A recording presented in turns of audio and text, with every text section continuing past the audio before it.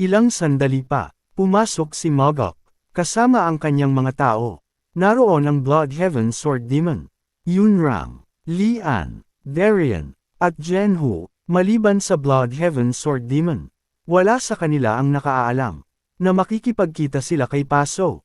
Sinadya iyon ni Mogok. Gusto niyang makita ni Paso ang tunay nilang mga ugali. Nakangiting sinalubong sila ni Paso. Isang karangalan na mabisita ng mga dakilang panauhin. Pinagsalikop ni Mogok ang kanyang mga kamay. Bigla ko lamang kayong naisip. Kaya naparito ako, kasama ang aking mga kasama, upang bumati. Patawarin ninyo ang biglaan kong pagdating.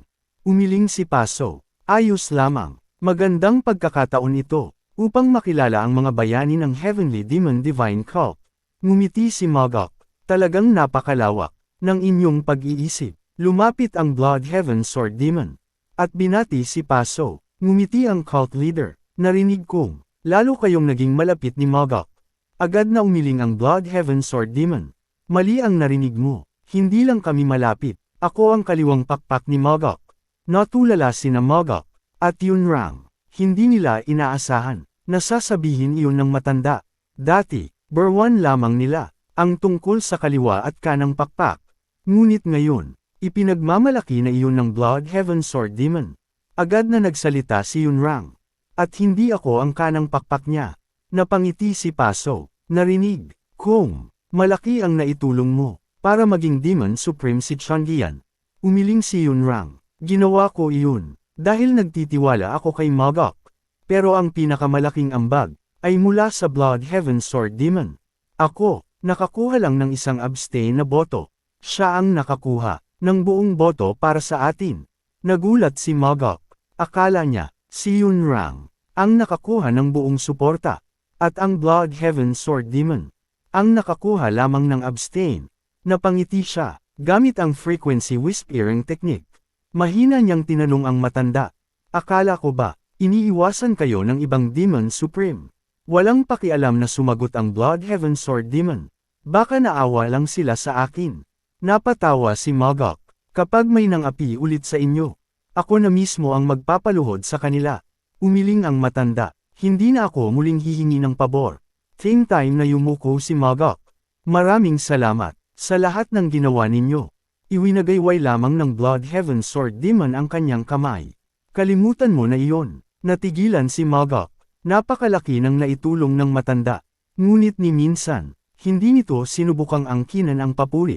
Pinagsalikop ni Paso ang kanyang mga kamay. Mas mabuti pa pala kayo kaysa sa inyong kaibigan. Napatingin ang Bloodhaven Sword Demon. Hindi ba't kakaiba ang maghanap ng pagkakaibigan sa Jiangho? Nagkakatagpo lamang ang mga tao dahil kailangan nila ang isa't isa sa tamang panahon. At sa maraming pagkakataon, mas malinis ang buhay kapag ganoon ang pananaw. Bahagyang yumuko si Paso. Hinding-hindi ko malilimutan ang napakagandang aral na iyan. Nagbigay galang si Django. Ako po ang commander ng Demonic Army. Isang karangalan na makilala kayo. Ngumiti si Paso. Ang karangalan ay nasa akin. Hindi ko inakala na makikilala ko ang magiting na si Django sa ganitong paraan. Yumuko si Django. Ako po ang nangulit kay Mogok na isama ako rito. Gusto kong makilala ang isa sa mga supreme ng Outer Mirim. Napailing si Paso. Walang laman ang reputasyon ko. Sana hindi kita madismaya. Sa totoo lang, sumama lang si Django dahil hiniling yun ni Mogok. Hindi na siya nagtanong ng dahilan. Napansin ni Mogok na taglay ng lalaki ang pambihirang katatagan. Isa itong taong tahimik lang na tinutupad ang anumang ipinagkakatiwala sa kanya. Sumunod si Derang. Yumuko siya. Hindi ko po alam kung karapat-dapat akong mapabilang dito. Ako po ay isang investigator ng Nirvana Pavilion. Ngumiti si Paso. Kilalang kilala kita. Sabi nila, ikaw raw ang kanang kamay ni Mogok. Nagulat si Derang. Talaga po. Iyan ba ang sinasabi nila? Napangiti si Mogok. Kung alam na ninyo nang hindi ko sinasabi, ibig sabihin ganyan nga ang tingin nila. Lumapit si Lian. Magalang siyang yumuko. Ako po ang tagapaglingkod ni Mogok. Tiningnan siya ni Paso. Matagal na mula nang makakita ako ng mga matang punong-puno ng sigla. Yumuko si Lian. Maraming salamat po. Biglang hinayla siya ni Mogok palapit sa kanyang tabi. Maaaring kanang kamay ko si Derang. pero si Lian ang puso ko. Natigilan si Lian. Pati ang iba pa ay nagulat. Muling sinabi ni Mogok, tandaan ninyo, si Lian ang puso ko. Hindi naunawaan ni Paso kung bakit niya iyon sinabi. Pagkatapos, hinarap ni Mogok ang kanyang bodyguard. Kahit ikaw ang puso ko, hindi mo kailangang isugal ang buhay mo para sa akin. Walang sino man ang kailangang magsakripisyo kahit gaano pa niya ako pinahahalagahan. Huwag mong kalilimutan iyon. Sinasadya ni Mogok na sabihin iyon. Gusto niyang ipakita sa lalaking nakagapos kung paano niya tinitingnan ang ugnayan ng pinuno at ng tauhan. Napabuntong hininga si Paso. Naiinggit ako. May tao kang napupuri ng ganyan. Hindi ako pwedeng manahimik. Ako rin, magpapakilala ng isa. Itinuro niya ang lalaking nakagapos. Ito ang kanang kamay ko. Biglang napalingon si Mogok. Ngayon lang ipinakilala ni Paso ang lalaking nakagapos sa kanya. Agad niyang naisip na may nagbago sa relasyon ng cult leader at ng kanyang tagapayo. Pagkatapos ng kanyang pagkakamali sa pagsasalita, nagtanong ang Bloodhaven Sword Demon. Kung kanang kamay mo siya, bakit mo siya ginagapos? Sumagot si Paso, kapag inalis ko ang tingin ko sa kanya, aakyat agad siya sa langit. Kaya kailangan ko siyang pigilan. Napailing ang Bloodhaven Sword Demon. Kung para roon talaga siya, hindi ba dapat mo siyang palayain? Umiling si Paso, hindi ganoon ka-simple. Tumango ang matanda, naiintindihan ko. Ang mga dragon ay sadyang matitigas ang ulo. Hindi sila kayang kontrolin ng mga tao. Habang sinasabi iyon, tumingin siya kay Mogok. Naunawaan ng binata ang tunay na ibig sabihin. Parang sinasabi ng Bloodhaven Sword Demon kay Paso na palayain ang lalaking nakagapos. Kasabay nito, itinuring din niya ang tagapayo bilang isang dragon na dapat makalaya. Napaisip si Mogok, kung 20 taon lang sanang mas bata ang Bloodhaven Sword Demon, gagawin niya sana itong sariling tagapayo. Tila tumimo sa isipan ni Paso ang mga salita ng matanda. Makalipas ang ilang sandali, isinantabi ng lahat ang kanilang mga sandata. Sabay-sabay silang umupo sa mesa. Sunod-sunod ang alak at mga pagkain na inihain. Masayang nagiinuman sina Mogok at Paso. Nag-uusap naman sina Lian at Yunrang. Habang nagkukwento si Paso ng mga nakakatawang pangyayari. Maya-maya, lumingon si Lian. Maaari ko po bang alukon ng alak ang inyong tagapayo? Nagulat si Mogok. Naalala niya ang malaking pagkakamali ni Paso nang siya ang mag-alok ng alak sa lalaking nakagapos. Ngayon, si Lian naman ang gumagawa ng kaparehong mungkahi. Ngumiti si Paso. Sige, magugustuhan niya iyon. Lalo pang nagulat si Mogok. Sigurado na siya na nagbago na ang cult leader. Habang nagbubuhos si Lian ng alak, nagtanong siya. Kayo po ba ang nagbabantay sa Thunderbell? Mahinang ngumiti ang lalaki. Dati, ngayon, ang Thunderbell na ang nagbabantay sa akin. Napangiti si Lian. Pareho pala tayo. Dati, ako ang nagpoprotekta sa young master ko. Ngayon, siya na ang nagpoprotekta sa akin. Nagulat ang tagapayo. Bahagya siyang napangiti. Muling nagtanong si Lian. Hindi ba kayo pinapaalis ng Thunderbell? Lagi kasi akong pinapaalis ng young master ko. Lagi niyang sinasabing mamuhay ako para sa sarili ko. Totoo ba iyon? O gusto niya lang akong paalisan dahil ayaw niya sa akin? Mahinahong sumagot ang tagapayo. Kung ayaw ka niya, hindi ka niya tatawaging puso niya sa harap ng lahat. At lalo niyang hindi gugustuhing manatili ka. Napangiti si Lian. Kung ganoon, totoo nga. Banayad na napangiti si Mogok. Naisip niyang malamang nakaramdam si Lian na may kaugnayan sa tagapayo ang tunay na dahilan ng pagpunta nila. Ipinatong niya ang kamay sa kanyang dibdib. Pagkatapos, kunwari ay inihagis niya ang kanyang puso kay Lian. Napailing ang babae. Young master, lagi na lang ninyo itong ginagawa. Pakiramdam ko, inaasar ninyo na lang ako. Tumayo si Derang at lumapit kay Lian. Sinabi niya sa bodyguard na ginagawa iyon ng kanyang young master dahil sobra itong nag-aalala para sa kanya. Nagtaka si Lian. Talaga, umupo muli si Derang. Napansin ko na ang pavilion master ay ayaw na may mamatay sa mga tauhan niya. Parang puso ng isang magulang ang mayroon siya. Gusto niyang makaalis kami sa malupit na mundong ito ng espada at mamuhay ng maayos. Sa tingin ko, kaya niya ako tinuruan ng martial arts ay dahil sa pag-aalalang iyon. Umiling si Mogok. Mali ka, pinalalakas lang kita para magamit kita ng maayos sa hinaharap. Kapag ganyan ka ka-inosente, madalas kang mapagsasamantalahan ng iba.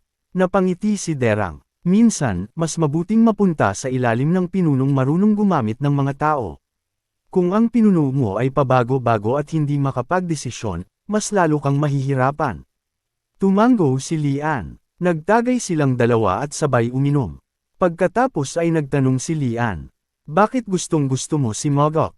Nagulat si Derang. "Halata ba?" Tumango si Lian. "Kung hindi mo siya gusto, hindi ka sana sumama rito." Natahimik ang lahat. Nakatingin sila kay Derang habang hinihintay ang sagot niya. Matapos mag-isip, ibinaba niya ang kanyang baso. "Nandito ako dahil ako ang kanang kamay ni Mogok." Napangiti si Mogok. Napatawa sina Derang at Lian. Samantala, maingat na pinagmasdan ni Paso ang mga taong nakapaligid sa kanya. Pagkatapos ay bumaling ang lalaking nakagapos kay Derang. "Ano ang gagawin mo kung may gustong umagaw sa posisyon mo?" Nagulat si Derang. Napatingin din sina Lian at Django sa kanya. Ngumiti si Derang. "Ibibigay ko na lang. Sa tingin ko, wala akong laban sa taong iyon. Madali akong matakot. Kaya pinaghahandaan ko na ngayon ang araw na mangyari iyon habang nagsisilbi bilang kanang kamay ni Mogok." Lumingon si Mogok sa Bloodhaven Sword Demon.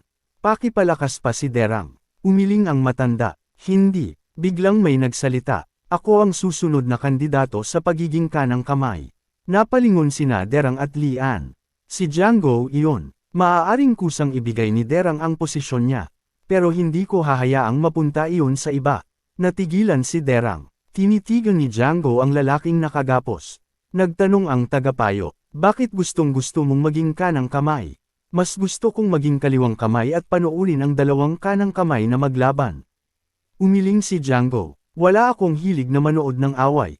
Ang layunin ko ay maging kanang kamay. Kaya iyon ang pagsisikapan ko." Nagulat si Mogok. Bahagyang napangiti ang tagapayo. "Lalaking lalaki ka." Magalang na yumuko si Django. "Maraming salamat." Walang nakapagsalita. Parang walang nakaintindi sa naging usapan ng dalawa. Samantala, itinaas ni Paso ang kanyang baso at ginamit ang frequency whispering technique. "Ano ba ang sinasabi mo? Bakit mo tinawag na lalaking lalaki si Django? Kailan mo ba sinabi ang ganiyang salita sa akin?" Sumagot ang tagapayo, "Dahil hindi ko pa siya gaanong kilala. Kapag nakilala ko ang isang tao, marami akong nasasabi. Kaya kung magbiro at makipagkulitan." Napasimangot si Paso. "Bakit mo sinasabi iyan sa ganitong pagkakataon?" Mahinang sumagot ang tagapayo, "Ikaw naman ang nauna." Napabuntong hininga si Paso. "Tama ka. Hindi ko alam kung ano ang binabalak ng mga taong ito at nagsisiksikan sila sa paligid ko." Sumagot ang tagapayo, "Hindi ba halata? Ginagawa nila ang lahat para sa pinuno nila." Napangiwi si Paso. "Hindi patas. Ako lang ang mag-isa rito." Tumingin sa kanya ang tagapayo. "Ano ba ang ginagawa mo sa dami ng tauhan mo?" Naguluhan si Paso. "Ano ang ibig mong sabihin? Sinasabi mo bang mas pinapahalagahan ni Mogok ang mga tauhan niya kaysa sa akin?" Umiling ang tagapayo. "Kung lilipat man ako sa panig ni Mogok, wala iyong kinalaman sa mga tauhan niya. Kahit 100 tao pa ang sabay-sabay na pumuri sa kanya, wala pa ring magbabago. Kaya huwag mong pansinin ang mga tao sa paligid mo. Bakit mo gustong lumipat sa panig ni Mogok?" Hindi sumagot ang lalaki. Nalungkot si Paso. Ibinaba niya ang kanyang baso at tumingin kay Mogok. "Magaganda ang mga tauhan mo."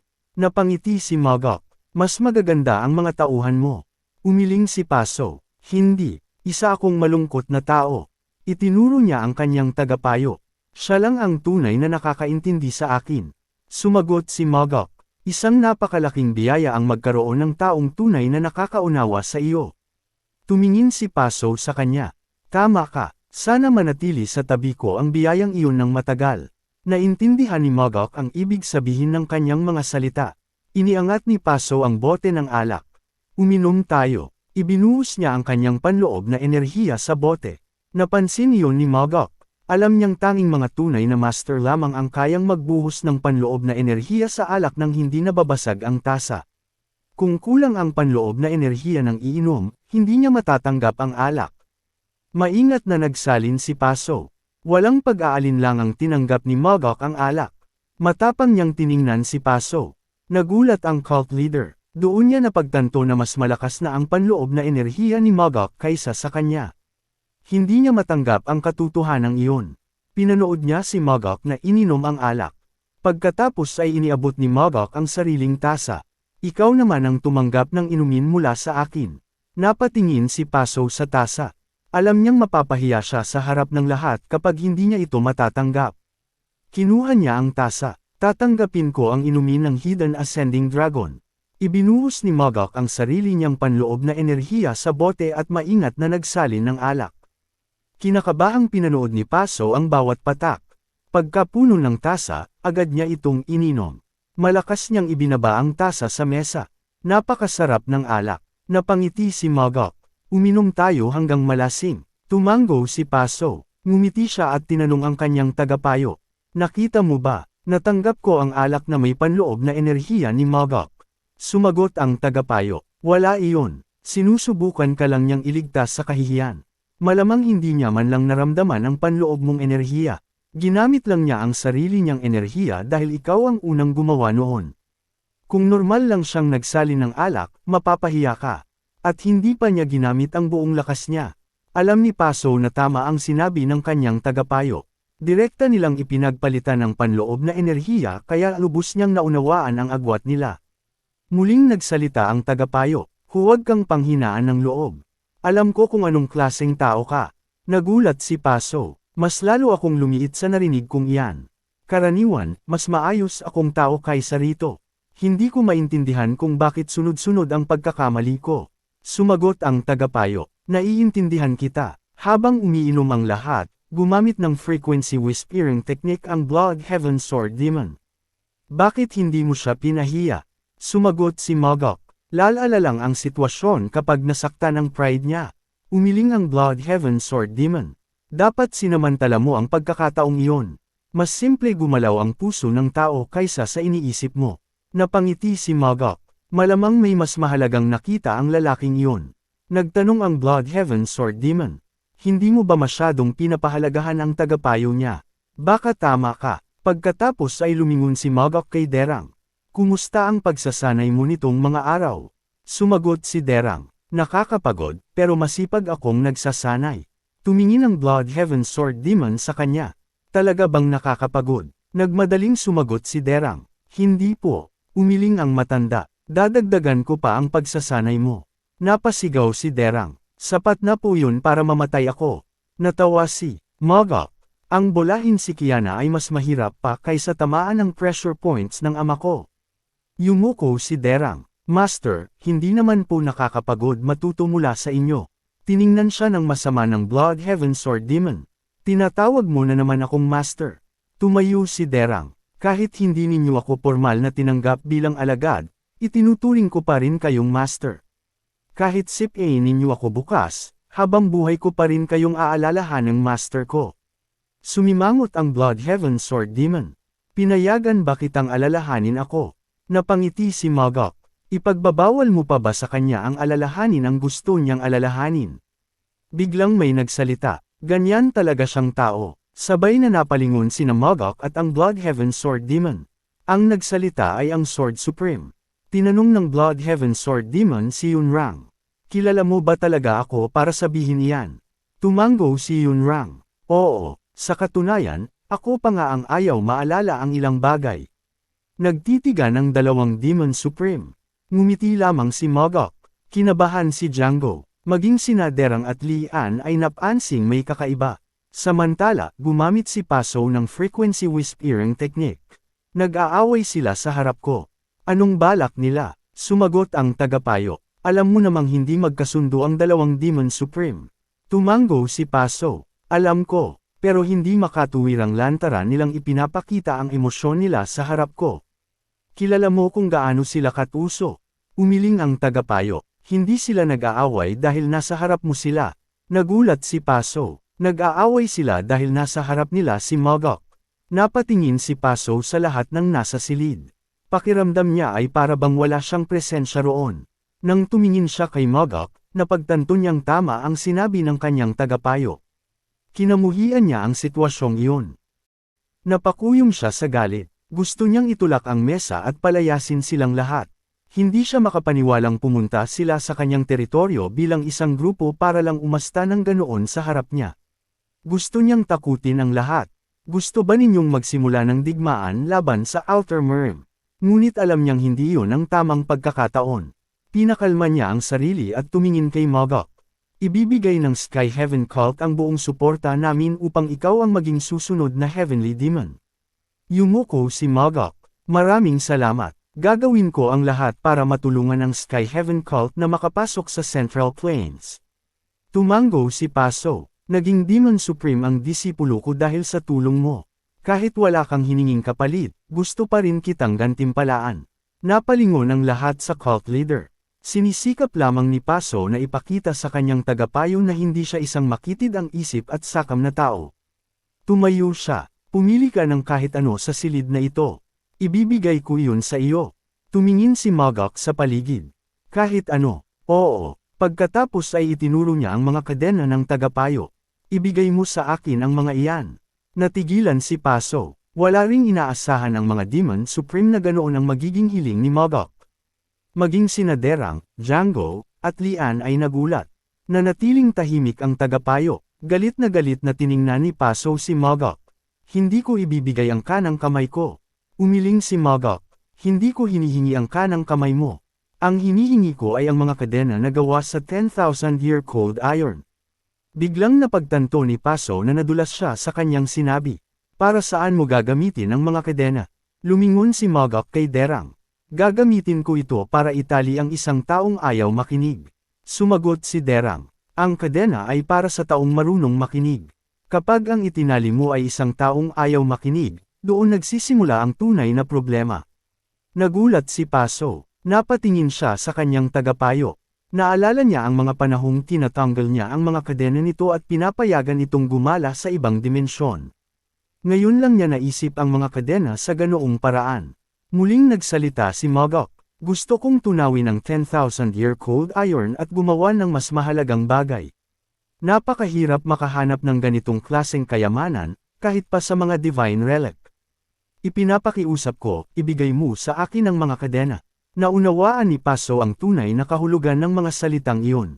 Gusto ni Mogok na palayain ang kanyang tagapayo. Napaisip siya, gusto sana niyang humingi ng payo gamit ang frequency whispering technique. Ngunit tungkol ito sa mga kadena ng kanyang tagapayo. Alam niyang hindi ito magbibigay ng payo sa ganitong usapin. Ngunit sa ikinagulat niya, ang mismong tagapayo ang gumamit ng frequency whispering technique. Tanggihan mo ang hiling ni Mogok. Nagulat si Paso. Ipinaliwanag ng tagapayo. Para sa sarili mo, huwag mong tanggapin ang kahilingang ito. Nagtaka si Paso. Bakit mo sinasabi iyan? Mahalagang usapin ito tungkol sa paglaya mo. Sumagot ang tagapayo. Hindi ba sinabi mong gusto mong maging patas ang lahat? Lalo pang nalito si Paso. Hindi niya maintindihan ang iniisip ni Mogok at ng kanyang tagapayo. Pakiramdam niya ay mas tuso ang dalawang ito kaysa sa kanya. Sa huli ay nagsalita siya. Tutuperin ko ang pangako ko. Inilabas niya ang kwintas na may nakakabit na susi. Matagal niya itong tinitigan. Hindi niya ito ginagawa para iligtas ang kanyang dangal o yabang. Ginagawa niya ito upang ipakita sa kanyang tagapayo na nagbago na siya. Umaasa siyang mapapansin ng lalaki ang pagbabagong iyon. Lumakad siya papunta sa tagapayo. Ginamit niya ang susi upang alisin ang mga kadena nito. Pagkatapos ay iniabot niya ang mga kadena kay Mogok. Salamat. Pagkaupo niya, tumingin si Mogok sa tagapayo. Ano ang gusto mong gawin ko pagkatapos kong tunawin ang mga kadena? Napalingon sina Kiana at Yunrang. Kinabahan si Django. Hindi niya inaasahang magtatanong si Mogok ng ganoon. Samantala, hindi makapaniwala si Paso. Kababigay lang niya ng mga kadena, pero kinakausap na agad ni Mogok ang kanyang tagapayo na parang matagal na itong tauhan. Pakiramdam niya, ang tanging paraan para harapin ang mga taong ito ay ang baligtarin ang mesa. Agad niyang hinawakan ang mesa. Ngunit ipinatong ng Blood Heaven Sword Demon ang kanyang kamay rito. Pinakawalan nito ang sariling enerhiya. Nagulat si Paso nang maramdaman ang lakas nito. Gumamit ang Blood Heaven Sword Demon ng frequency whispering technique. Magpigil ka. Kapag nabaligtad ang mesang ito, hindi ang mesa ang babagsak. Ikaw ang babagsak. Napatingin si Paso sa kanya. Nagkatitigan ang dalawa. Pagkaraan ng ilang sandali, dahan-daang binitiwan ni Paso ang mesa. Sumagot ang tagapayo kay Mogok. Isang pamaypay lang ang gusto ko. Iyon lang. Iniabot ni Mogok ang mga kadena kay Django at inutusan niya itong dalhin ang mga iyon kay Artisan Guok sa pandayan ng Kalto. Sinabi niya na ipagawa rito ang isang pamaypay mula sa 10,000-year cold iron at gamitin ang natitirang bakal upang gumawa ng 8 punyal. Tumango si Django. Naiintindihan ko. Ngumiti si Mogok. Gawing alaala natin ang araw na ito. Bawat isa sa atin ay kukuha ng tig-iisang punyal. Doon lamang napagtanto ng kanyang mga kasama na kasama rin sa ipinagagawang punyal ang para sa Sky Heaven Cult Leader at sa kanyang kanang kamay. Tumayo si Derang. Sa tingin ko po ay hindi ako karapat-dapat tumanggap ng ganoon kaalagang punyal. Tumayo rin si Lian. Ganoon din ang nararamdaman ko. Sumang-ayon si Django. Nagustuhan ni Mogok ang naging asal ng tatlo. Imbes na magpakumbaba, bayaran ninyo ako sa pamamagitan ng pagtatrabaho hanggang mamatay.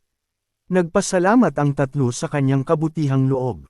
Napatingin si Paso kay Mogok. Bakit may punyal din ako? Ngumiti si Mogok. Gusto ko lang gunitain ang araw na ito. Umiling si Paso. Wala akong interes alalahanin ang araw na ito. Gumamit ang tagapayo ng frequency whispering technique. Tanggapin mo. Alam kong emosyonal ka dahil sa akin. Pero kailangan mo pa ring maisakatuparan ang pagpasok sa Central Plains. Hindi makapaniwala si Paso. Hanggang sa pinakahuli ay ginagawa pa rin ng kanyang tagapayo ang lahat para sa kanya. Napatitig siya rito. Napagtanto niyang siya ang nagkulang sa mga inaasahan ng kanyang tagapayo.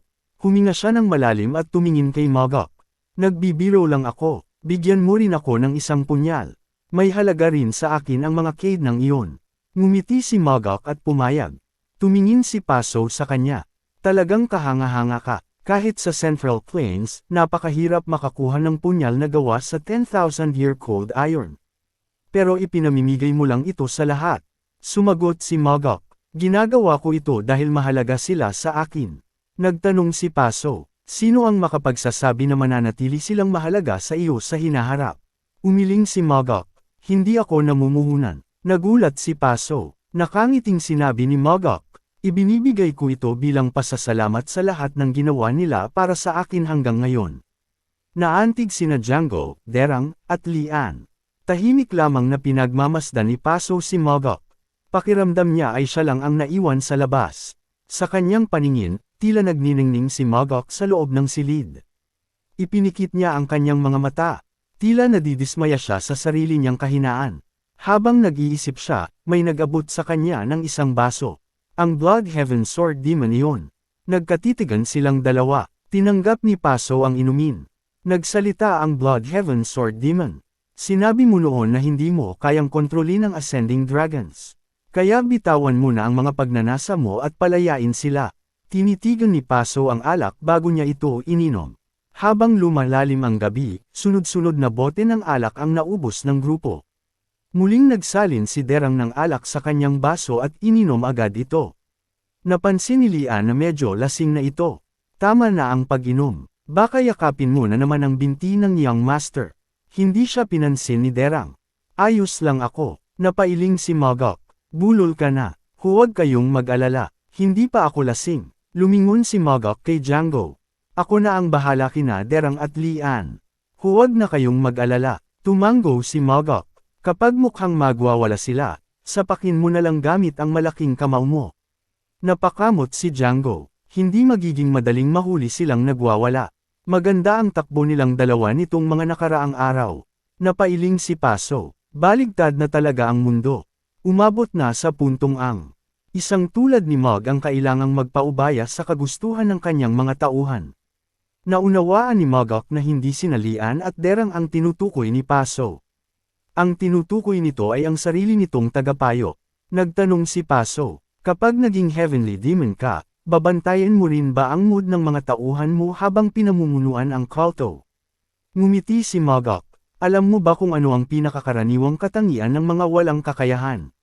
Sumagot si Paso, katamaran at kawalan ng kakayahan. Tama iyon, pero may mas karaniwan pa. Ano iyon? Wala silang tak. Nagulat si Paso. Napalingon sina Kiana at Yunrang kay Mogok. Ibig mong sabihin, kailangan kong bantayan ang damdamin ng mga tauhan ko. Sa tingin mo ba ay maayos na tatakbo ang kulto sa ganoong paraan? Paano kung lamunin tayo ng mga Orthodox sect? Sumagot si Magok. Kapag pinakiramdaman mo ang mga tauhan mo, malalaman mo kung anong klaseng tao sila at kung ano talaga ang nasa puso nila. Ayoko ng sapilitang katapatan. Pagkasabi niya nito, biglang binaligtad ni Paso ang mesa. Tumahimik ka. Agad na gumamit si Kiana at Yunrang ng kanilang enerhiya upang hindi matapan ang pagkain. Nagulat sina Derang at Lian sa ginawa ng cult leader. Sumigaw si Paso. Kalokohan ito. Itinuro niya ang kanyang tagapayo. Sinabi ni Paso sa kanyang tagapayo na nagpapanggap lang si Magok. Sinasabi lang niyang pakikinggan niya ang nararamdaman mo. Inaarte lang niya ang lahat dahil gusto kanyang kunin. Natahimik ang buong silid. Lahat ay tumingin kay Paso. Nagkatitigan ang cult leader at ang kanyang tagapayo. Hindi alam ni Paso kung ano ang inaasahan ng lalaki mula sa kanya. Ganito talaga ang kanyang pagkatao. Ayaw niyang makinig sa mga sinasabi ni Magok at hindi niya rin alam ang dapat niyang gawin. Matagal silang nagkatitigan, ngunit walang isa man sa kanila ang nagsalita. Sa huli, tumayo si Magok. Mukhang naging bastos ako. Yumuko siya bilang paghingi ng paumanhin. Babalik ako bukas at hihingi ako ng maayos na paumanhin. Gabi na rin. Yumuko rin ang dalawang Demon Supreme kay Paso bago sila sumunod kay Magok palabas ng silid. Kinamuhian ni Paso ang nangyari. Alam niyang hindi niya dapat ginawa iyon sa harap ni Magok at ng dalawang Demon Supreme. Higit sa lahat, hindi niya iyon dapat ginawa sa harap ng kanyang tagapayo. Habang nag-iisip siya, tumayo ang tagapayo. Lumapit ito sa kanya, kumuha ng bote ng alak, at uminom. Pagkatapos ay iniabot nito ang bote kay Paso. Tinanggap iyon ng cult leader at uminom din. Pinunasan niya ang kanyang bibig at tumingin sa tagapayo. Napaisip siya, baka mas mabuti pa sanang naupo silang dalawa at uminom ng magkasama mula pa noong una. Hindi niya maintindihan kung bakit siya natatakot. Sa wakas ay umamin siya. Ikan-adina kita dahil natatakot akong baka patayin mo ako. Ang totoo, natatakot akong ako ang pumatay sa iyo. Umiling ang tagapayo. Hindi iyon ang dahilan. Nagulat si Paso. Ipinaliwanag ng lalaki na hindi iyon ang iniisip ni Paso noong una siyang ikan-adina. Ang lahat ng dahilan na binanggit nito ay mga bagay na kamakailan lang sumagi sa isip nito. Noong una, namuhay lang si Paso nang hindi masyadong nag-iisip. Ikan-adina siya nito dahil nakasanayan na nito, at hindi na nito naisip na may ibang paraan. Alam ni Paso na tama ang kanyang tagapayo. Ngayon lang niya napagtanto kung gaano kalaking problema ang mga kadena matapos niyang makilala si Magok. Ayos lang iyon. Ganyan naman mamuhay ang lahat. Umiling si Paso. Hindi ito ayos. Aalis ka dahil sa pagkakamali kong ito. Muling umiling ang tagapayo. Hindi ako aalis dahil sa mga kadena. Nagtanong si Paso. Kung ganoon, bakit ka aalis? Iniisip mo bang mababago mo ang mundo kapag sumama ka kay Magok? Sumagot ang lalaki. Wala akong pangarap na baguhin ang mundo. Sumigaw si Paso. Kung ganoon, sabihin mo sa akin kung bakit ka aalis. Aalis ako dahil wala na akong kayang hulaan. Hindi naintindihan ni Paso ang ibig nitong sabihin. Ipinaalala ng tagapayo na magkasama nilang pinamamahalaan ang lahat ng usapin ng Murm sa Outer Murm. Pero wala akong nahulaan kahit isang bagay tungkol kay Magok. Agad namang sumagot si Paso. Nahulaan mo naman. Ikaw ang nagsabing darating siya. Ikaw rin ang nagsabing hihingi siya ng divine relics. Umiling ang tagapayo. Mga maliit na bagay lang ang mga iyon. Ipinaliwanag niyang napakarami na niyang ulat tungkol sa Heavenly Demon Divine Cult sa Outer Murm. Halos lahat ng ulat na iyon ay tungkol kay Magok. Ngunit sa bawat pagkakataon ay nalalampasan siya nito. Hindi ko alam na papatayin niya ang Demonic Army Commander. Hindi ko rin alam na papatayin niya ang Soul-Absorbing Supreme Demon. Hindi ko rin inakalang mapapasunod niya ang Blood Heaven Sword Demon. Hindi ko rin naisip na dadalhin niya rito ang lahat ng kanyang kasama.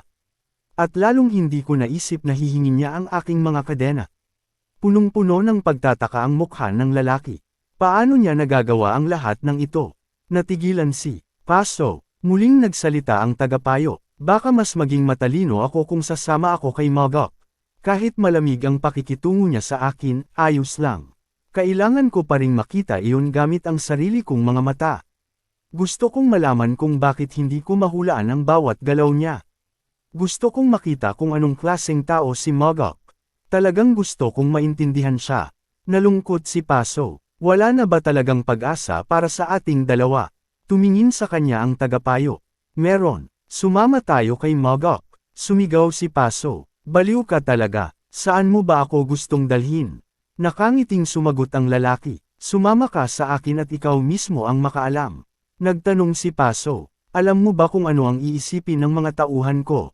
Sa tingin mo ba susunod pa rin sila sa akin kapag naging tauhan ako ng isang napakabatang lalaki? Sumagot ang tagapayo, itapon mo ang lahat at sumama ka sa akin. Natigilan si Paso, hindi siya makapaniwala sa narinig. Ipasa mo ang posisyon ng Sky Heaven Cult Leader sa susunod na hahalili sa iyo. Pagkatapos ay sumama ka sa akin. Mamuhay tayo ng panibagong buhay. Nanigas si Paso, ano namang silbi ko kung isusuko ko ang pagiging Sky Heaven Cult Leader? Sumagot ang tagapayo, mas magiging kahanga-hanga kang tao kapag isinuko mo ang titulong iyon. Buong buhay kang nakatali sa titulong iyan. Kaya ordinaryo lang ang naging buhay mo. Hindi lang ako ang namuhay na may mga tanikala. Ninas si Paso.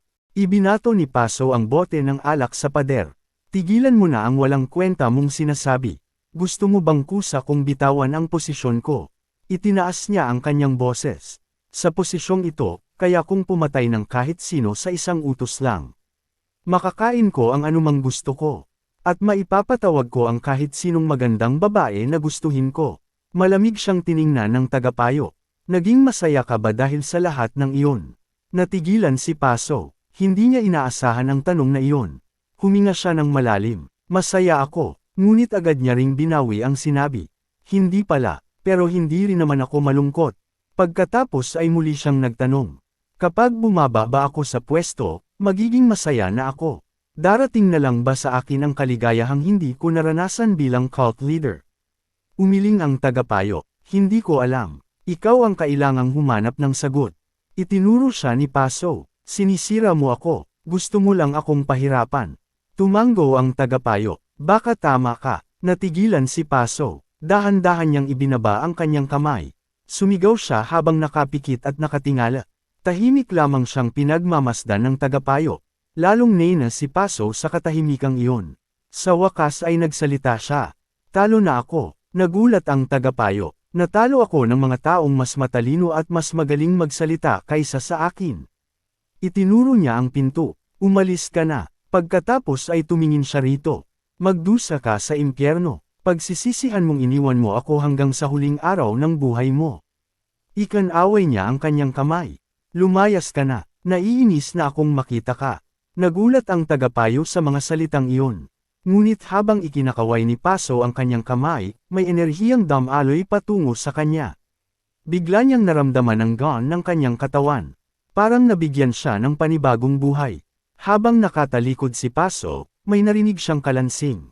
Paglingon niya, nakita niya ang isang susi sa sahig.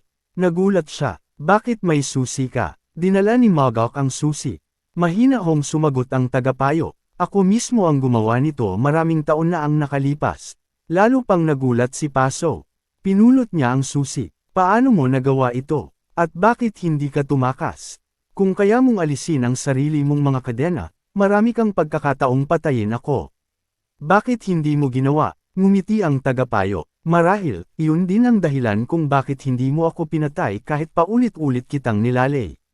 Natigilan si Paso. Nakangiting nagsalita ang lalaki. Naaalala mo ba? Sinabi mo noon na ako lang ang taong tunay na nakakaunawa at nakakakilala sa iyo. Ganoon din ang nararamdaman ko para sa iyo. Nangilid ang mga luha sa mga mata ni Paso. Ipinikit niya ang kanyang mga mata upang pigilan ang pag-iyak. Ngayon niya lang lubos na naunawaan kung bakit napakahirap ng pamamaalam na ito. At kung bakit napakasakit nito. Hindi siya makapaniwalang ibinigay pa ng lalaki ang susi sa kanya sa ganitong sandali. Mapait siyang napangiti. Hanggang sa huli, talunan pa rin ako. Lumuhad ang tagapayo at yumuko sa kanya. Lalo pang nagulat si Paso. Mali ka, hindi mo ako pinatay, at hinayaan mo pa akong umalis. Para sa akin, isa kang kahangahangang tao. Wala pa ring maisagot si Paso. Kahit kaya sanang tumakas ng lalaki noon pa man. Kahit maraming beses na nitong ginustong mamatay. May isang dahilan kung bakit pinili nitong manatili. Nanatili ako dahil hindi kita kayang bitawan. Hinding-hindi ko makakalimutan ang biyayang ipinakita mo sa akin ngayong araw nang palayain mo ako. Wala pa ring masabi si Paso. Muli siyang niyukuan ng tagapayo. Inaasahan kong magkikita tayong muli balang araw. Pagkatapos noon ay tumayo ang lalaki at tuluyang lumabas ng silid. Tahimik lamang na nakatayo si Paso. Wala siyang nagawa kundi pagmasdan ang pag-alis ng kanyang tagapayo. Pagkaalis ng lalaki, tumingin siya sa paligid. Ngayon ay wala ng laman ang silid. At doon siya tuluyang nilamon ng matinding pangungulila. Samantala, lumipat ang eksena sa isang inn. Magkasamang umiinom sina Django, Derang, at Lian. Biglang nagsalita si Django. Minsan, nadidismaya ako sa sarili ko. Nagtaka si Lian. Bakit? Sumagot si Django. Ikaw ang puso ni Mogok. Si Derang naman ang kanang kamay niya. Pero ako, wala akong espesyal na papel. Ngumiti si Lian. Iyan mismo ang dahilan kung bakit kahanga-hanga ka. Nagulat si Django. Anong ibig mong sabihin? Ipinaliwanag ni Lian. Kahit hindi ka puso o kanang kamay ni Mogok, tinatawag mo pa rin siyang Panginoon. At nananatili kang tapat sa kanya. Natigilan si Django. Sumang-ayon si Derang. Hindi maliit na bagay ang tawaging puso o kanang kamay ng isang tao. Pero totoo pa rin ang tiwala ni Young Master sa iyo. Nakikita ko iyon sa mga mata niya. Nagulat si Django. Seryoso ka ba? Tumango si Lian. Oo. Napangiti si Derang. Ang galing mo talagang magpalakas ng loob ng iba. Napangiti rin si Lian. Ganun ba talaga ang dating ko? Tumango si Derang. Pagkatapos ay itinaas niya ang kanyang baso. Nagtagayan silang tatlo habang masayang nagngitian. Maya-maya ay nagtanong si Derang. Alam ba ninyo kung sino talaga ang lalaking nakakadena? Hindi siya mukhang ordinaryong tao. Pinagsalikop ni Django ang kanyang mga kamay at sinabi na hindi niya hahayaang gawin ng kahit sino ang gusto nila, gaano man sila kahalaga o kahusay. Nagpasalamat si Derang sa kanya dahil ipinagtanggol siya nito kanina. Nagulat si Django nang marinig iyon. Humingi siya ng paumanhin at inamin na hindi niya ginawa iyon para kay Derang. Sinabi niyang seryoso siya nang sabihin niyang isa siya sa mga kandidato para sa posisyon ng kanang kamay ni Mogok.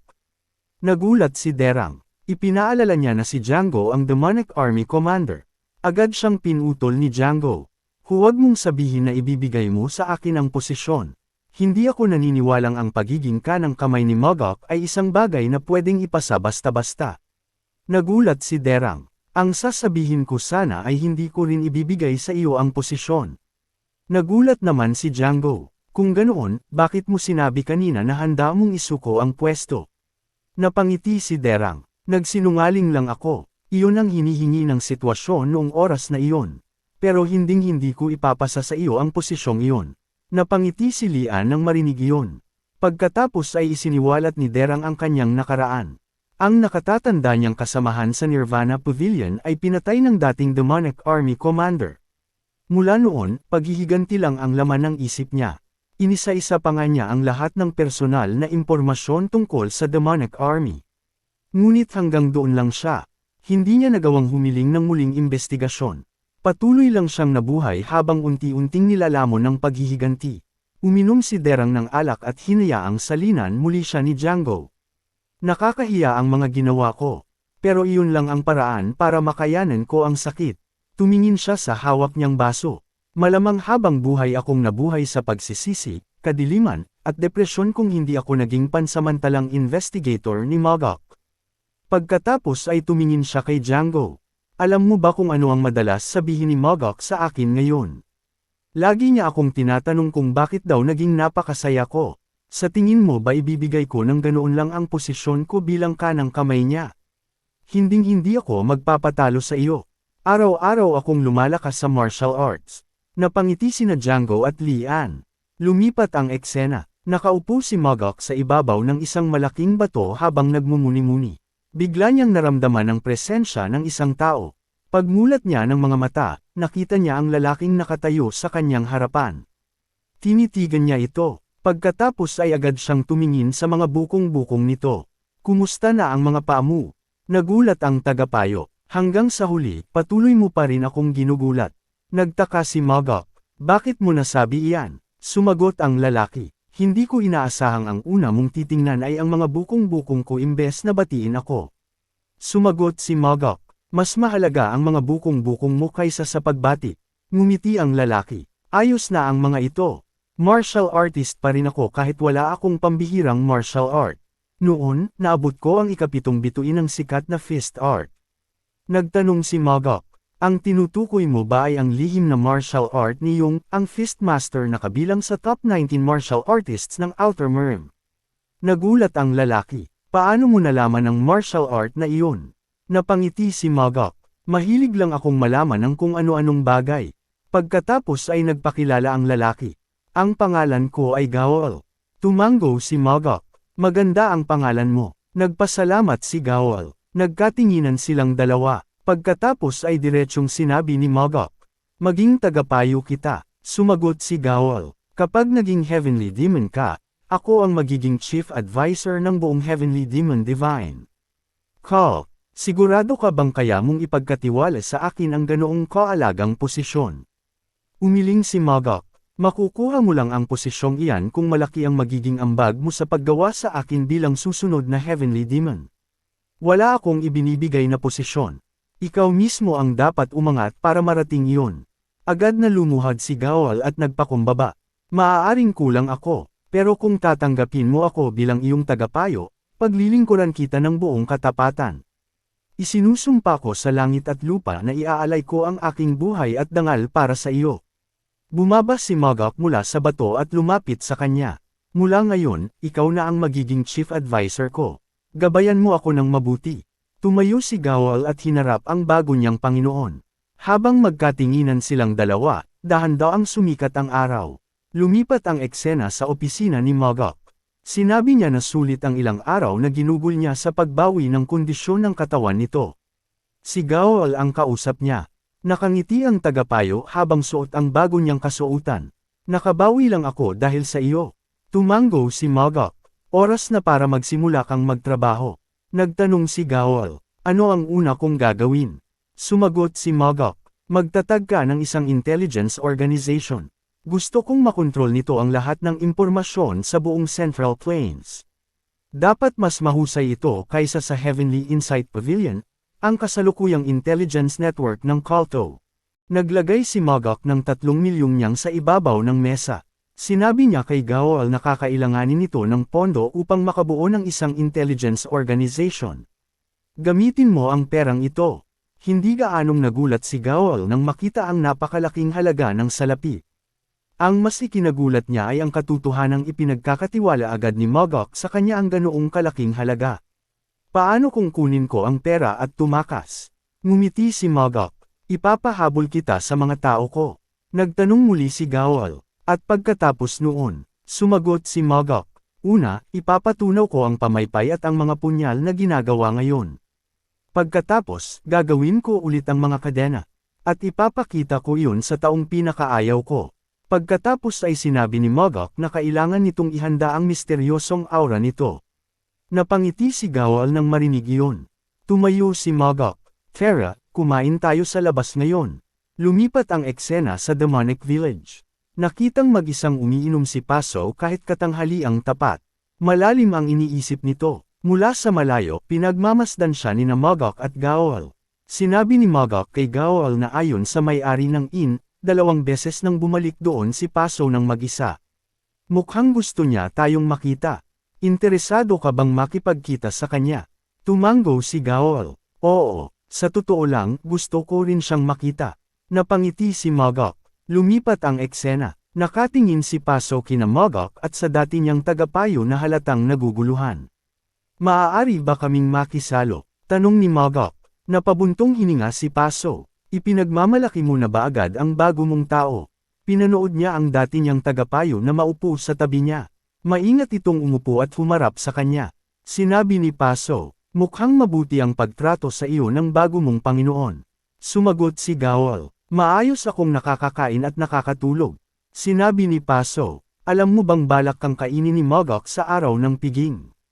Ngumiti si Gaol. Sana lang ay malaking piging yun kung mangyayari man.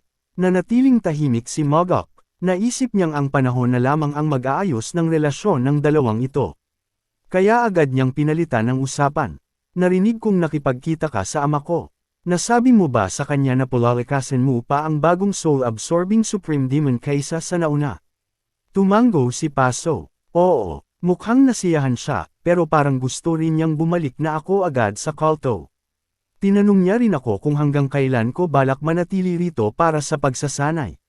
Nagtanong si Mogok, ano ang isinagot mo? Sumagot si Paso, sinabi kong kailangan ko pa ring hanapin ang divine relic ko. At marami pa akong kailangang ituro sa aking alagad. Tumango si Mogok, maganda ang isinagot mo. Pagkatapos ay nagtanong si Paso, ano ang susunod nating hakbang? Sumagot si Mogok, maghahanap ako ng paraan. Napatitig si Paso sa kanya. Hihingi ka na naman ba ng isa pang divine relic bilang kapalit? Umiling si Mogok, pag-uusapan muna namin iyan ng tagapayo ko. Naiinis na napatingin si Paso sa kanya. Sa tingin mo ba tamang sabihin iyan sa akin ngayon? Kalmadong sumagot si Mogok, isang tao ang nawala sa iyo nang pumunta ka rito. Pero nakakuha ka naman ng bagong soul-absorbing supreme demon. Kung patuloy kang mabubuhay habang laging lumilingon sa nakaraan, mawawala rin sa iyo ang alagad mo. Walang maisagot si Paso. Nagpatuloy si Mogok. Napakataas ng ambisyon ng batang ginawa mong alagad. Mas mabuting ituon mo ang pansin mo sa kanya. Hindi nagustuhan ni Paso ang narinig. Humarap siya kay Gawal. Kapag tunay na naging bayani ng panahon si Mogok, hindi mabilang na tao ang lalapit sa kanya. Darating ang araw na mapapaligiran siya ng napakaraming tao. At isa ka na lamang sa kanila. Itinuro niya si Gawal, babalik ka rin sa dati. Magiging taong nakatanikala ka na naman. Hindi sumagot si Gawal. Naunawaan ni Mogok na tunay na nag-aalala si Paso para rito. Alam niyang hindi para kay Gawal ang mga sinabi nito. Babala yun para kay Mogok. Ayaw nitong pretuhin niya si Gawal tulad ng nangyari noon. Biglang nagsalita si Gawal. Binigyan na ako ni Mogok ng milyon-milyong niyang. Nagulat si Mogok nang marinig yun. Nagpatuloy si Gawal. Sinabi mong mapagkunwari siya, pero kahit nagpapanggap ang isang tao, kailangan pa rin niyang gawin iyon ng malakihan. Napailing si Mogok. Samantala, lalong ninas si Paso. Tumayo ito. Itabi mo ang mapagmataas mong payo para sa bago mong Panginoon. Pagkasabi nito ay galit itong lumabas ng inn. Pinanood lamang siya ni Mogok habang papalayo. Pagkatapos ay tumingin siya kay Gawal. Bakit mo ginawa iyon? Kalmadong sumagot si Gawal. Nais kong gawin ang una kong mungkahi bilang iyong tagapayo. Gusto kong kunin natin ang Sky Heaven Cult Leader. Nagulat si Mogok. Posible ba iyon? Sumagot si Gawal. Hindi ako sigurado. Pero may pagkakataon tayo. Nagtanong si Mogok. Kaya mo ba siya sinadyaing galitin? Tumango si Gawal. May dahilan ako. Naunawaan ni Mogok na inihahanda na pala ni Gawal ang lahat upang unti-unting mahikayat si Paso na sumama sa kanila. Bakit mo gustong kunin siya? Kalmadong sumagot si Gawal. Gusto kong iligtas si Paso. Hindi yun inaasahan ni Mogok. Ipinaliwanag ni Gawal. Ang kasalukuyang Heavenly Demon ay isang tao na ang talento sa martial arts ay kabilang sa pinakadakila sa kasaysayan ng mga Heavenly Demon. Ipinaliwanag ni Gawal na napakalaki ng ambisyon ng kasalukuyang Heavenly Demon. Sa huli, lalamunan ng Heavenly Demon Divine Cult ang Sky Heaven Cult. At mamamatay si Paso sa prosesong iyon. Pero kung sasama siya sa panig mo, maiiwasan niya ang kapahamakang iyon. Maingat na tiningnan ni Mogok si Gawal. Ngumiti siya, tatanggapin ko ang mungkahi mo. Una mo itong mungkahi bilang tagapayo ko. Isasama natin si Paso sa ating panig. Tumayo si Gawal at nagpasalamat kay Mogok sa pagtitiwala nito. Napangiti si Mogok. Balak niyang tretuhin si Gawal bilang isang tunay na chief advisor, katulad ng paraan ng pagtrato ng kanyang ama kay Sima. Lumipat ang eksena. Nag-abot si Mogok ng isang supot ng halamang tsaa kay Paso. Ito ang paborito kong tsaa mula sa Central Plains. Ninas si Paso nang makita siya. Nandito ka na naman ba para ipagyabang na binigyan mo si Gawal ng milyon-milyong niyang? Ang sarap sigurong magkaroon ng napakaraming pera. Napangiti si Mogok. Ang totoo, mas mayaman ka pa kaysa sa akin. Ipinaalala niya kay Paso na daan-daang beses na mas malaki ang yaman nito. Umiling si Paso. Mali, 1,000 beses akong mas mayaman kaysa sa iyo. Napatawa si Mogok. Pero mas mahirap ka pa rin kaysa sa akin. Hindi ka pwedeng magyabang tungkol sa pera sa harap ko. Napabuntong hininga si Paso. Sabihin mo na lang kung bakit ka nandito. Gusto lang sana kitang makasabay uminom ng tsaa at makipagkwentuhan. Hindi naniwala si Paso at tinitigan lang siya. Dumiretso na si Mogok sa pakay niya. May gusto sana akong pag-usapan tungkol kay Gawal. Napakunot-noo si Paso. Ano iyon? Ipinaalala ni Mogok ang ginawa ni Gawal kahapon. Masyado siyang nagyabang tungkol sa perang ibinigay ko. Nagtanong si Paso, nadismaya ka ba dahil doon? Umiling si Mogok, hindi ko pa kasi siya lubos na kilala. Agad na sumagot si Paso. Kung ganoon, bakit mo siya inalagaan ng ganoon? Tumango si Mogok, iyan din ang iniisip ko. Marahil itinadhana siyang maging tulay na magdurugtong sa ating dalawa.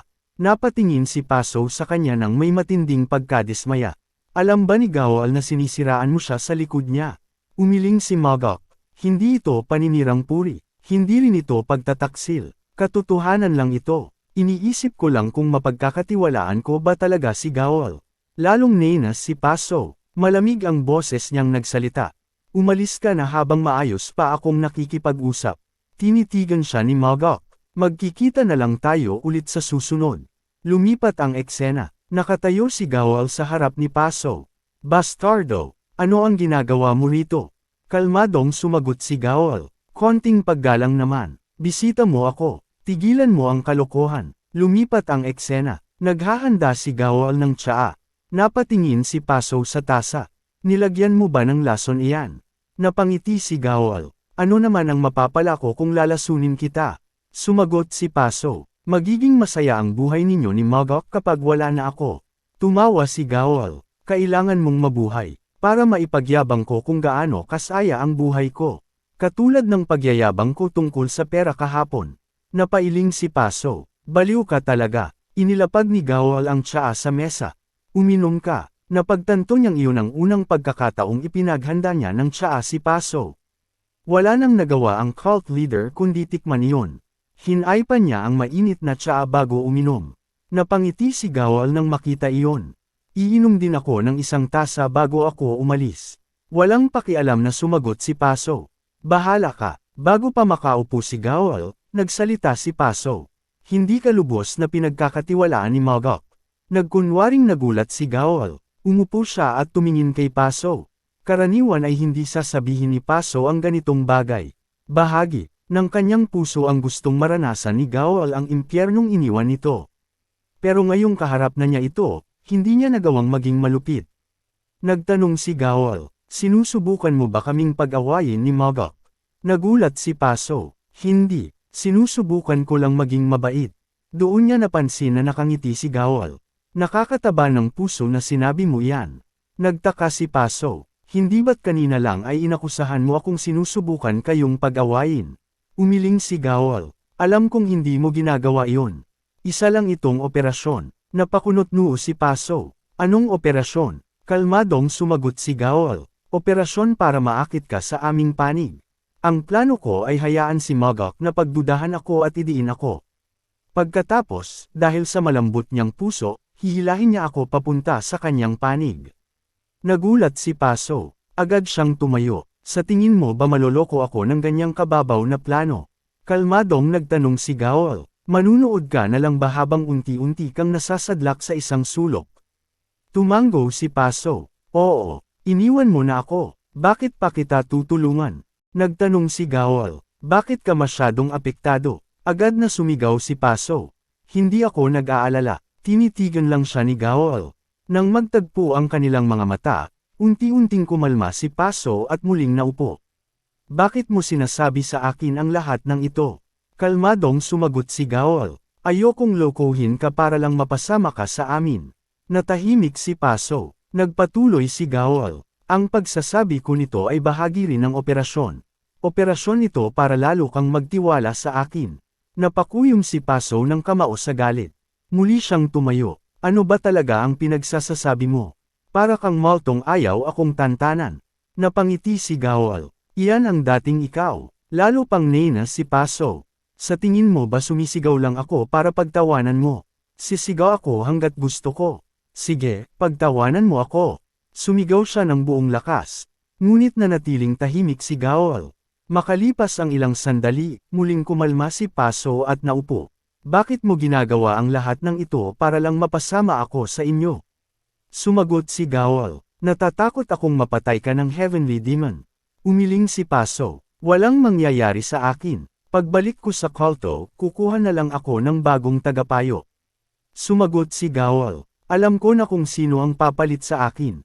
Hindi siya magiging sapat. Sumagot si Paso. Makakahanap lang ulit ako ng katulad mo. Napailing si Gaol. Sa tingin mo ba 2 beses kang suswertehin? Nagalit si Paso. Mayabang kang bastardo. Kalmadong nagsalita si Gaol. Naipakita ko na ang lahat ng baraha ko. Ikaw naman ngayon. Hindi nagustuhan ni Paso ang sitwasyon. Alam ko na rin ang lahat ng baraha mo. Balak ni Mogok na kunin ang lahat ng mayroon ako. Sumagot si Gaol. Kung may kunin siya sa iyo, bawiin mo rin ang gusto mo.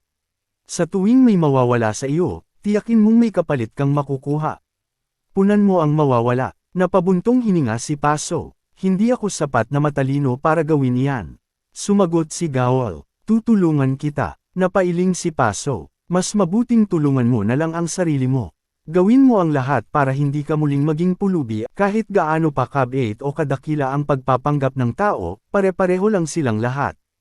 Tumango si Gaol. Kung pare-pareho lang naman tayo, mas mabuti nang magkasama tayo. Matagal siyang tinitigan ni Paso. Mapagkakatiwalaan ba kita? Nagtanong si Gaol. Kinakabahan ka ba? Sumagot si Paso. Kung ikaw ang nasa kalagayan ko, hindi ka ba kakabahan? Tinawag siya ni Gaol. Cult leader. Nagulat si Paso. Tumingin siya rito. Huwag kang magsinungaling. Hindi ka kailanman kinabahan sa buong buhay mo dahil wala namang nagbanta sa iyo. Ngayon ba sinasabi mong kinakabahan ka pa lang sa pag-iisip na papasok ka sa Central Plains? Tigilan mo ang pagsisinungaling. Lagi mong sinasabing gusto mong pumasok sa Central Plains. Pero ni minsan, hindi mo yun tunay na pinag-isipan. Natigilan si Paso. Nagpatuloy si Gaol. Hindi mo kailanman pinag-isipan kung ano talaga ang ibig sabihin ng pagpasok sa Central Plains. O kung ano ang mga kahihinatnan nito. Dahil para sa iyo, isa lang itong abala. Habang nagsasalita si Gaol, pakiramdam ni Paso ay gusto niyang umiyak. Alam niyang wala siyang maipapabulaanan. Ang pangarap na makapasok sa Central Plains ay pangarap ng kanyang lolo. Pangarap din iyon ng kanyang ama. Pakiramdam niya ay magiging makasalanan siya sa kulto kung tatalikuran niya ang pangarap na iyon. Lahat ng tao sa paligid niya ay iisa lamang ang ninanais. Ang makapasok sa Central Plains. Nagpatuloy si Gaol. Nabubuhay ka sa isang mundong kaya mong pumatay ng tao sa isang salita. Maaari mong angkinan ang sinumang kagandahang gusto mo. At kumain ng pinakamahal na pagkain. Araw-araw, magandang buhay iyan. Iyan ang buhay na pinapangarap ng lahat. Pero matagal mo nang natikman ang lahat ng iyon. Wala nang nagbibigay ng sigla sa iyo. Wala na ring tunay na kaligayahan. Kailangan nating mamuhay ng iba. Isang buhay na puno ng panganib at pananabik. Isang buhay na magpapakaba sa puso natin. Kinakalawang na ang martial arts mo sa gitna ng mga sandstorm. Ipakita mo sa mundo kung ano ang tunay na bagyo ng dugo. Mamuhay ka sa paraang maaari kang mamatay anumang oras kapag nagkamali ka. Maswerte pa nga tayo, dahil mayroon tayong taong magdadala ng isang bulaklak sa ating puntod. Matagal na nagkatitigan sina Paso at Gaol. Pagkatapos ay nagsalita si Paso. Dalhin mo rito si Mogok. Lumipat ang eksena. Dumating si Mogok sa silid ni Paso. Maingat siyang pinagmasdan ng cult leader. Ano ang magbabago kung makikipagkamay ako sa iyo? Kalmadong sumagot si Mogok. Walang magbabago. Nagulat si Paso. Ano ang ibig mong sabihin? Ngumiti si Mogok. Ano ba ang inaakala mong magbabago? Sa tingin mo ba makakapagbukas ka ng sangay ng Sky Heaven Cult nang walang pahintulot ng aking ama? O iniisip mong iaanunsyo natin sa buong mundo na nagkaisa tayo? Hinding-hindi mangyayari iyon. Sinabi ni Mogok na magiging isang pangako lamang iyon sa pagitan nilang dalawa. Nagulat si Paso. Iyon lang ba? Umiling si Mogok. May isa pa. Kapag itinuring na kitang isa sa mga tao ko, iiwan ko ang lahat at tatakbo para iligtas ka kapag nalagay ka sa panganib. Napangiti si Paso. Hindi pa ako nalalagay sa panganib. At bihira namang mapunta sa ganoong sitwasyon ang isang tao. Kapag nakipagkamay ka sa akin, malalagay ka sa panganib. Kapag nalaman ng iba na magkaalyado tayo, ikaw ang una nilang tatargetin. Walang kasiguraduhan na walang lilito na mga kaaway na susubok sirain ang relasyon natin. Napakunot noo si Paso. Kung ganoon, bakit ako sasamahan ng isang baliw na tulad mo? Kalmadong sumagot si Mogok. Sa totoo lang, ayaw ko ring makipag-alyansa sa iyo. Sa katunayan, pabigat ka pa nga sa akin. Alam mo namang hindi maganda ang tingin sa iyo ng aking ama. Tumango si Paso. Alam ko, nagpatuloy si Mogok. Pero pinili ko pa rin ang relasyong ito kahit laban ito sa kagustuhan niya. Ganoon din ang mga divine relic. Tiningnan niya ang tel ang nasa kanyang kamay. Kahit gaano pa ito kahalaga, hindi sapat na dahilan iyon para mawala ang pabor ng aking ama. Nainas si Paso, ngunit alam niyang tama si Mogok. Kapag naging heavenly demon na ito, makukuha rin ito ang lahat ng gusto niya. Kung ganoon, bakit paulit-ulit mo pa rin akong sinusubukang baguhin ang isip ko? Sumagot si Mogok. Sinabi ko na sa iyo. Hindi ito ang ideya ko. Itinuro niya si Gawal. Ideya niya ito. Nagulat si Paso. Pagkatapos ay tumingin si Mogok kay Gawal. Sabihin mo nga sa akin. Bakit ko dapat tanggapin ang cult leader sa panig natin kahit magdulot ito ng alitan sa ama ko? Ipinikit ni Gawal ang kanyang mga mata. Hindi ikaw ang dapat magpasya niyan. Ang dapat magpasya ay ang dati kong Panginoon. Muling nagulat si Paso. Hindi niya inakalang ganoon ang isasagot ni Gawal. Gusto kitang bigyan ng bagong buhay. At gusto kong mabuhay ang bagong buhay na iyon kasama ka. Natigilan si Paso.